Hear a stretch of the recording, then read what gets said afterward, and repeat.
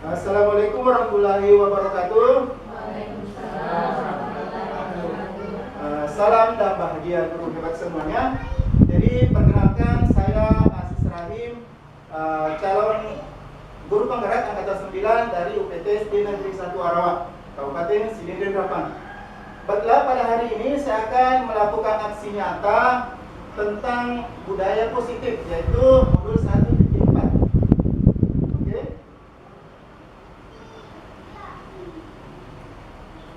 Jadi modul 1.4 ini yang pertama adalah budaya positif. Nah, budaya positif ini dikembangkan oleh Ibu Andi Nur Cahyani SPDMS dan dia Samsiati Rajasa MSC serta Dr. Murti Ayu Wijayanti MPD.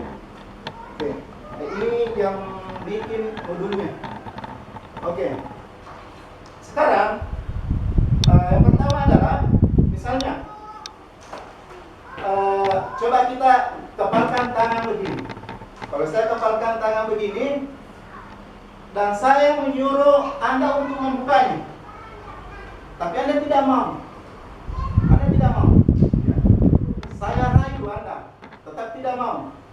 Saya ancam, saya intimidasi, tetap juga tidak mau. Pertanyaannya adalah, kenapa Anda tidak mau? Kenapa Anda tidak mau membuka kepala tangannya? Kira-kira ada yang bisa jawab? Anda disuruh mengapalkan tangan, tapi saya suruh buka, Anda tidak mau. Diancam, dibujuk, dibayar 100 miliar pun tetap tidak mau. Kira-kira kenapa? Mungkin karena ada yang digenggam. Oke, terima kasih Pak. Betul sekali, karena ada yang digenggam. Ya. Ini menandakan bahwa sebenarnya Bapak Ibu, kita tidak bisa mengontrol orang lain. Kita tidak bisa mengontrol orang lain, ya. Siswa kita mungkin kita ancam, besok harus pakai sepatu. Itu bukan ancaman kita, itu bukan berhasil karena ancaman. Itu berhasil karena adanya kolaborasi, adanya kerjasama. Pada prinsipnya kita tidak bisa mengontrol orang lain. Kita tidak bisa mengontrol orang lain. Kemudian, setuju tidak? Misalnya, hukuman dapat mendisiplinkan anak. Apakah bapak-bapak dan ibu setuju jika hukuman itu bisa mendisiplinkan anak? Tidak setuju. Ada yang bisa jawab kenapa kira-kira? Karena seperti tadi, hukuman itu datangnya dari luar. Adapun kalau misalnya kita berhasil mendisiplinkan anak karena hukuman, itu hanya untuk sementara saja. Untuk sementara. Kenapa? Karena pada prinsipnya anak sendirilah yang mengontrol dirinya, bukan orang lain. Jadi kalau dikatakan bahwa hukuman dapat mendisiplinkan anak, mungkin ada betulnya, tapi cuma sementara. Ada hal-hal ekstrinsi, itu cuma dorongan dari luar untuk mematuhi suatu perintah, tetapi pada dasarnya tidak.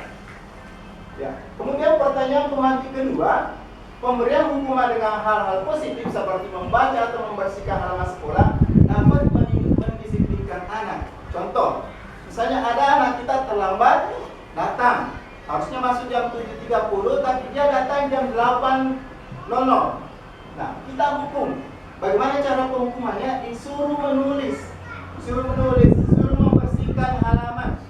Apakah hukuman ini bisa menumbuhkan disiplin anak? Tidak. Betul sekali Bapak Ibu, tidak. Jadi, yang jelas hukuman itu tidak bisa mendisiplinkan anak, karena kuncinya adalah anak sendirilah yang bisa mengontrol dirinya, bukan orang lain. Kemudian yang ketiga, apakah memberikan penghargaan dapat meningkatkan motivasi anak untuk belajar? Ya. Oke, betul sekali, setuju. Di awal-awal kita memang perlu rangsangan. Kita perlu rangsangan untuk mendisiplinkan anak. Pemberian hadiah mungkin salah satu rangsangan yang dibutuhkan anak untuk meningkatkan motivasi atau meningkatkan disiplinnya. Contoh, ada anak yang selalu rajin datang ke sekolah.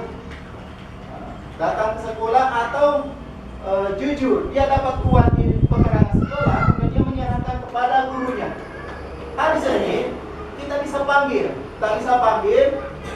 inilah contoh anak kita yang jujur, ya. Anak kita yang jujur, kemarin dia dapat uang di sekolah, diserahkan kepada gurunya. Jadi anak sekalian ini kita bisa contoh. Itu sementara saja, sementara. Kita bisa mendisiplinkan anak dengan penghargaan seperti itu, tapi itu juga cuma sementara. Kenapa memberikan penghargaan hanya meningkatkan motivasi anak cuma sementara? Karena ketika misalnya dia sudah beda guru, beda keadaan, naik SMP tidak dikasih penghargaan, maka motivasinya atau disiplinnya akan hilang. Jadi ini hanyalah ekstrinsi saja, dorongan dari luar, sedangkan yang kita butuhkan adalah dorongan dari dalam siswa tersebut untuk mempunyai atau keinginan untuk disiplin sendiri. Oke, sekarang nilai-nilai kebijakan universal. Nilai-nilai kebijakan universal seperti kita ketahui bahwa kebijakan universal itu adalah kebijakan secara menyeluruh, sudah diketahui oleh semua. Misalnya membantu orang itu kan baik, dan itu universal, diketahui oleh seluruh orang. Kemudian jujur, berkata jujur, disiplin, itu adalah contoh-contoh kebijakan universal, ya, atau kebajikan universal. Nilai-nilai kebajikan universal. Ini tadi yang kita lakukan, perubahan paradigma. Paradigma itu kita perubahan, kalau dikatakan paradigma baru, kita berubah dari, misalnya dulu kita mengajar dengan sistem kolonial Belanda, ada sistem pukul, jewer, dicubit. Itu istilahnya sistem kolonial. Sekarang namanya sistem milenial. Ya, kita pendekatan kepada anak. Ya, perubahan paradigma. Jadi yang di sini yang diharapkan adalah perubahan paradigma dari sistem kolonial menjadi paradigma milenial yang berpusat pada murid. Bisa kita tinggalkan satu-satu. Kalau terus terang Bapak Ibu, waktu saya menjadi guru penggerak, ini yang pertama sekali kita pelajari perubahan paradigma. Bapak fasilitator Pak Muhammad Ahmad mengatakan, mulai sekarang tidak ada lagi kayu di kelas, tidak ada lagi sapu, tidak ada lagi apa-apa yang bisa dipakai untuk menghukum anak. Itu yang perlu kita lakukan bersama, adalah melakukan perubahan paradigma. Ya. Perubahan paradigma.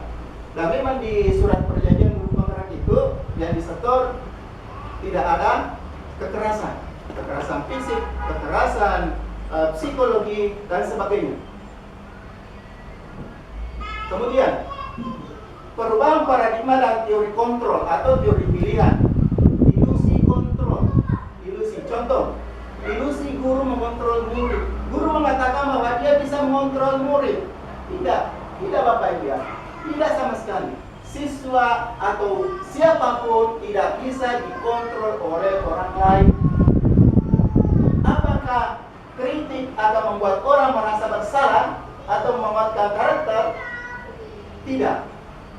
Kritik itu hanya ilusi kita, bahwa kalau saya kritik dia, itu bisa membuat orang merasa bersalah atau bisa membuat orang merasa berkarakter, lebih kuat lagi, lebih kuat.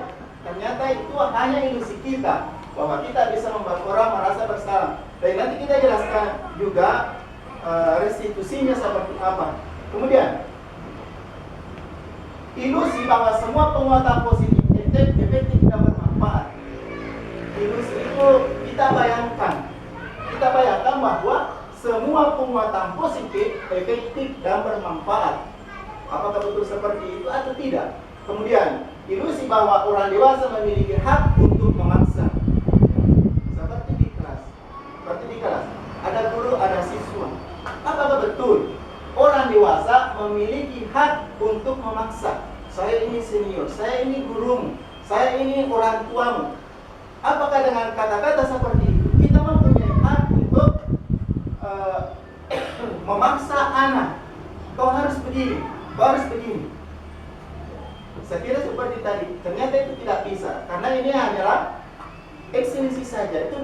di luar, tidak bisa mendisiplinkan anak. Kemudian ini harusnya saya hilangkan, tapi tidak. Sekarang kita tidak. Kalau CGP ini dihilangkan, sekarang tidak. Siapa sesungguhnya yang memiliki kontrol? Siapa sesungguhnya yang memiliki kontrol? Yang pertama, misalnya stimulus responnya begini. Kita mencoba mengubah agar orang berpendapat sama dengan kita. Apa kita berhak memaksa kita? Hei, kau harus berpendapat sama seperti pendapat saya. Apakah bisa seperti itu? Ternyata teori kontrol yang mengatakan bahwa kita hanya berusaha memahami pandangan orang lain tentang kita. Tidak bisa dipaksa-paksa. Hanya berusaha memahami. Kemudian, perilaku buruk dilihat dari suatu kesalahan. Apakah ketika anak-anak melanggar, seperti terlambat ke sekolah, mengganggu temannya, pokoknya dia melakukan suatu kesalahan. Apakah perilaku itu selalu dilihat buruk? Ternyata semua perilaku memiliki tujuan. Nanti kita jelaskan di bawah. Ini cuma pertanyaan pemantik. Semua perilaku baik itu buruk, baik itu memiliki tujuan. Ada anak-anak mengganggu temannya, itu tidak sekedar diganggu. Ada tujuan dia mengganggu, ada alasannya kenapa dia mengganggu. Kemudian, saya bisa mengontrol orang lain. Ternyata Anda tidak bisa mengontrol orang lain. Kemudian pemaksaan ada pada saat rujukannya gagal. Kita bujuk anak. Besok yang bilang begitu nah. Tapi ternyata anak itu mengulangi terus dan terus mengulanginya. Apakah setelah bujukan itu kita berikan dan tidak diperhatikan, maka kita berhak melakukan pemaksaan? Ternyata tidak. Yang kita butuhkan adalah kolaborasi dan konsensus menciptakan pilihan-pilihan baru. Nah, kalau tidak mungkin balik begitu, mungkin apa mahukan? Mungkin begini atau begini, begini atau begitu. Ya, kita melakukan kolaborasi sehingga hatinya anak tersebut tersentuh, maka lahirlah intrinsiknya, dorongan dari dalam untuk disiplin atau untuk melakukan perbuatan yang baik. Ya, yang kedua. Sekarang, jadi intinya ini dan semua ini akan kita jelaskan dalam satu jam ke depan. Disiplin positif, ya. Menurut Dr. William Glasser, ya, di teori kontrol atau di teori pilihan, Anda tidak bisa mengontrol orang lain, ya. Hanya Anda yang bisa mengontrol diri Anda sendiri. Kemudian, semua perilaku ini harus kita ketahui bahwa semua perilaku memiliki tujuan, ya. Baik itu perilakunya buruk atau tidak baik atau baik, itu memiliki tujuan, ya. Kemudian model berpikir menang-menang adalah solusi, win-win together, ya. Berpikir menang-menang, tidak ada yang kalah, siswa tidak kalah, guru juga tidak kalah. Nah, kita harus mencari posisi yang seperti itu, memberikan solusi yang terbaik untuk keduanya. Contohnya seperti apa? Nanti kita jelaskan. Oke, sekarang kolaborasi dan konsensus menciptakan pilihan-pilihan baru. Ya. Jadi kalau kita bisa berpikir win-win together, menang-menang, maka akan menciptakan pilihan-pilihan baru. Oh, kalau begitu, kalau tidak mungkin begini, oke lah, kita pikirnya seperti ini. Nanti itu sudah ada kesepakatan, maka itulah yang disebut dengan kolaborasi atau konsensus atau pilihan-pilihan baru. Oke, yang terakhir nanti adalah realitas. Ya, realitas itu sebenarnya kita memang berbeda. Sudah diakui itu tidak ada orang sama. Kita berbeda. Maka kita harus berusaha memahami pandangan orang lain tentang dunianya. Bagaimana mereka melihat dunia, tentu beda dengan cara kita. Setiap orang memiliki gambaran yang berbeda. Ya. Jadi pada prinsipnya yang ditekankan di sini adalah keseimbangan berpikir. Keseimbangan berpikir, tidak ada pemaksaan. Anda boleh melakukan seperti ini. Anda boleh, menurut keyakinan Anda boleh. Saya juga berhak melakukan seperti ini, menurut keyakinan saya. Nah, karena berbeda pandangan ini, maka kita cari solusinya atau jalan tengahnya. Nah, ini yang disebut dengan bersama. Nah, Anda tidak bisa mengontrol orang lain, ya, tapi hanya Anda yang bisa mengontrol diri Anda sendiri. Itu, ya, belajar kontrol diri dengan menggali potensi kita. Bagaimana cara mengontrol diri kita? Ya, dengan cara menggali potensi yang kita miliki. Menggali potensi, yaitu sesuatu yang menjadikan seseorang yang kita berdasarkan nilai-nilai yang kita ingini. Nilai-nilai yang kita hargai. Jadi caranya itu kita menggali potensi diri. Apa-apa yang bisa disepakati berdua, maka akan melahirkan win-win together tadi, menang dan menang, tidak ada yang kalah. Semua perilaku memiliki tujuan, ya. Itu teori motivasi. Yang pertama, ada ekstrinsiknya, yaitu untuk menghindari hukuman. Kenapa orang jika melakukan kesalahan, ya, apa penyebabnya orang melakukan kesalahan? Ada beberapa. Pertama, untuk menghindari hukuman. Menghindari kesalahan, tetapi melakukan kesalahan yang lain. Kemudian, ya, itu motivasi menghindari hukuman. Alasan pertama. Alasan kedua adalah untuk mendapatkan imbalan. Kenapa orang melakukan kebaikan? Motivasinya mungkin karena ingin mendapatkan imbalan. Ya. Jadi kalau orang melakukan kesalahan, mungkin dia ingin menghindari kesalahan. Dan sebaliknya, jika dia melakukan kebaikan, mungkin dia ingin mendapatkan imbalan. Atau yang ketiga, kenapa orang lain melakukan kebaikan atau kejujuran? Dia ingin menghargai dirinya sendiri. Dia ingin menghargai dirinya sendiri. Apa yang dihargai? Nilai-nilai kebajikan yang ada di dalam dirinya. Dan inilah yang dimaksud yang akan kita buatkan nanti menjadi keyakinan kelas. Jadi kebaikan atau potensi-potensi yang baik yang ada pada murid, yang ada pada guru, kita satukan, maka melahirkan namanya keyakinan kelas. Apa bedanya keyakinan kelas dengan peraturan kelas? Keyakinan kelas itu mencakup atau kena semua, guru dengan siswa kena, masuk dalam lingkaran ini, keyakinan kelas. Sedangkan aturan kelas itu biasanya hanya untuk siswa saja. Kalau keyakinan kelas semuanya. Seperti yang kami lakukan, anak-anak, saya tidak akan marah, tidak akan marah. Terus nanti anak-anak kita bilang, oke, semua tugas akan kita laksanakan, akan kita kerjakan dengan baik. Tidak ada yang terlambat. Siapa yang salah? Tidak ada yang salah, tapi pilih, semuanya menang. Anak-anak dengan senang hati belajar, kita juga sebagai guru dengan senang hati mengajar, karena tugas dikerja sesuai dengan harapan kita. Kemudian 5 posisi kontrol, yaitu penghukum. Ini posisi yang dimiliki oleh seorang guru. Jadi guru itu memiliki 5 posisi kontrol. Bisa saja dia sebagai penghukum, atau membuat rasa bersalah, atau teman, atau pemantau, atau manajer. Ya. Nanti kita kasih lihat contohnya. Misalnya, Andi, saya sudah kasih tahu, jangan terlambat lagi. Kamu kok datang terlambat lagi? Nah, itu sebagai apakah dia penghukum atau pembuat rasa bersalah? Pembuat rasa bersalah. Dengan kata-kata seperti itu, anak-anak akan merasa bersalah. Yes, dia akan merasa bersalah. Nah, kalau misalnya begini, Andi, berdiri di depan, angkat kaki. Itu berarti dia posisinya guru pada saat itu, maka dia sebagai penghukum. Kalau teman, misalnya begini, Andi, sini dulu.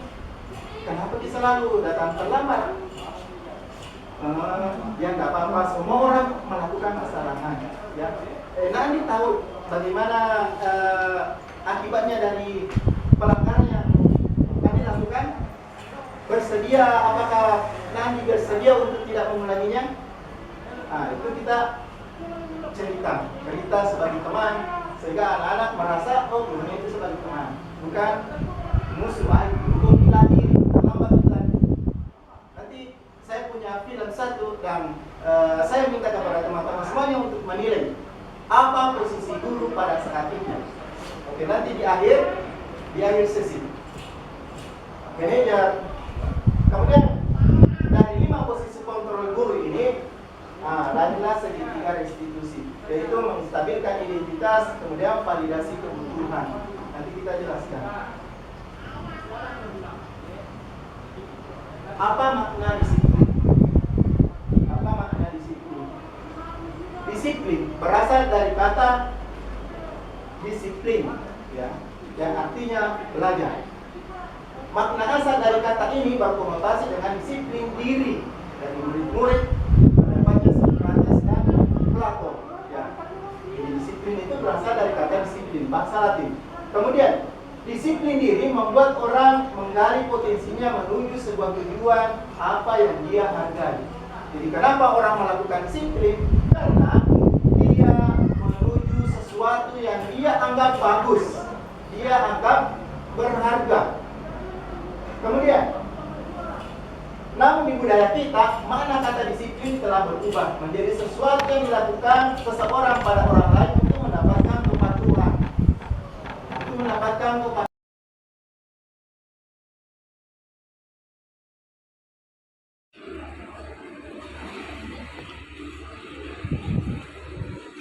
Selamat pagi anak-anak. Oke, apa kabarnya hari ini? Oke, terima kasih. Sekarang hari ini kita akan membuat yang namanya keyakinan kelas, ya. Keyakinan kelas itu mirip-mirip dengan peraturan kelas. Jadi keyakinan kelas itu mirip dengan peraturan kelas. Cuma perbedaannya adalah kalau peraturan kelas itu biasanya untuk siswa. Tapi kalau keyakinan kelas guru dan siswa, ya. Saya kasih contoh. Misalnya tidak boleh mencontoh saat ujian. Nah, kalau keyakinan kelas kita tidak boleh menggunakan kata tidak boleh, tetapi jujur. Apalagi misalnya saling membantu antar teman. Saya kasih buku, kertas selembar, kemudian nanti di situ kamu tuliskan keyakinan yang kamu inginkan, keyakinan kelas yang kamu mau, yang kalian mau. Oke? Bisa? Oke.